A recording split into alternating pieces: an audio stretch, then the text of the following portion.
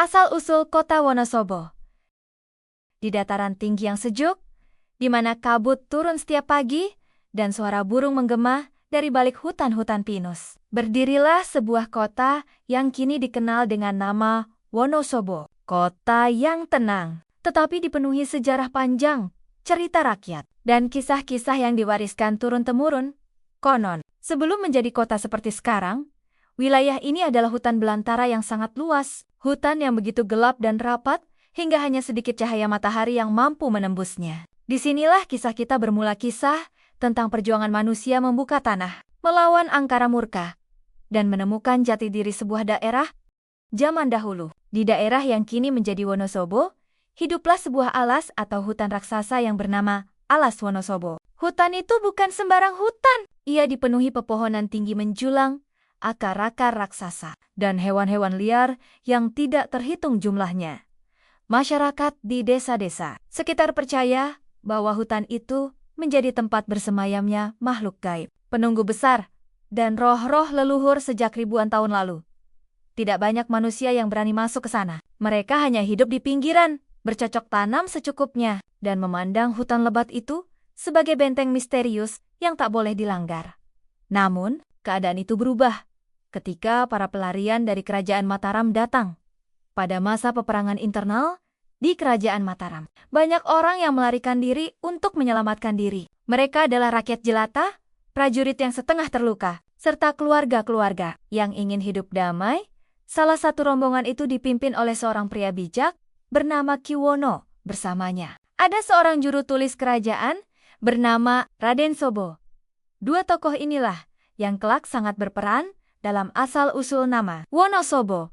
Ketika rombongan itu tiba di tepi hutan raksasa, Kiwono berkata, "Disinilah tempat kita memulai hidup baru. Hutan ini harus kita buka. Kita jadikan tanah untuk desa, untuk anak cucu." Raden Sobo mengangguk. "Hutan ini luas, Ki.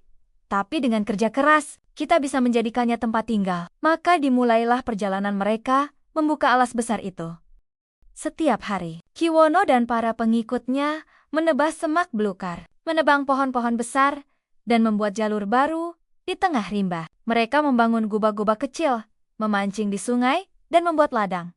Namun, hutan itu tidak tinggal diam. Konon, penunggu hutan tidak menyukai manusia yang merusak wilayahnya. Pada malam hari, sering terdengar suara auman, angin berputar, dan bayangan besar yang berkeliling di antara pepohonan.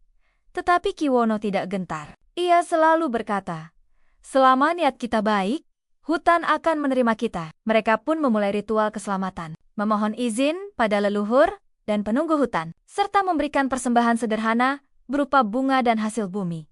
Hari demi hari berlalu. Apa yang awalnya hanya berupa hutan lebat, kini perlahan berubah menjadi wilayah datar, ladang, dan permukiman kecil. Setelah hutan mulai terbuka, dua tokoh resmi diangkat sebagai pemimpin. Kiwono yang ahli menjaga keamanan dan keharmonisan wilayah, Raden Sobo, sosok cerdas yang memahami tata pemerintahan dan aturan kerajaan. Di bawah kepemimpinan mereka, wilayah yang tadinya liar kini menjadi tempat tinggal yang aman. Orang-orang datang bergabung, membangun rumah, membuka kebun, dan menciptakan kehidupan baru. Masyarakat menyebut daerah itu sebagai Wonosobo, yang berarti Wono, hutan, Sobo, perjalanan. Tempat singgah maknanya hutan, tempat orang-orang singgah, atau dalam interpretasi lain, hutan yang dikunjungi. Nama itu melekat, diwariskan, dan kelak menjadi nama resmi sebuah kota. Namun kehidupan baru itu tidak sepenuhnya mulus. Pada suatu malam, badai besar melanda. Pepohonan tumbang, sungai meluap, dan suara menggelegar terdengar dari arah hutan paling dalam. Konon muncul sesosok makhluk raksasa penunggu alas yang menuntut jawaban. "Mengapa kalian membuka wilayahku tanpa izin? Apakah kalian ingin merebut tempat ini dariku?" Kiwono maju dengan tenang. Ia menunduk hormat. "Kami tidak ingin merusak. Kami hanya ingin tempat tinggal yang damai. Bila hutan ini mengizinkan, kami berjanji akan menjaganya." Penunggu hutan terdiam, lalu menghilang di balik kabut. Mulai dari hari itu, badai berhenti. Tanah menjadi subur. Hewan-hewan liar tidak lagi mengganggu. Seolah-olah hutan memberikan restu.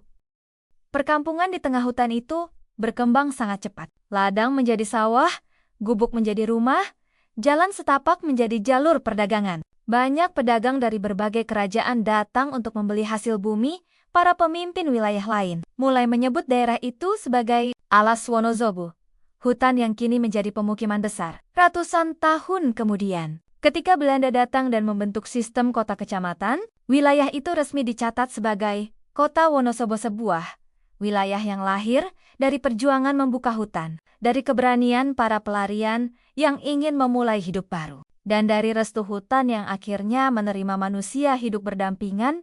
Kini, Wonosobo dikenal sebagai kota sejuk yang dikelilingi keindahan alam Dieng, telaga, bukit-bukit, dan ladang tembakau. Namun setiap kali kabut turun, masyarakat Wonosobo selalu percaya bahwa itu adalah napas hutan tua yang dulu menaungi leluhur mereka. Bahwa hutan itu masih ada, masih menjaga, dan masih merawat kota yang dulu lahir dari dedikasi, keberanian, dan ketulusan. Begitulah legenda asal-usul kota Wonosobo, sebuah cerita tentang perjalanan manusia, keharmonisan dengan alam, dan bagaimana sebuah tempat bisa tumbuh menjadi kota yang kita kenal hari ini. Jangan lupa untuk subscribe channel ini agar tidak ketinggalan cerita Nusantara.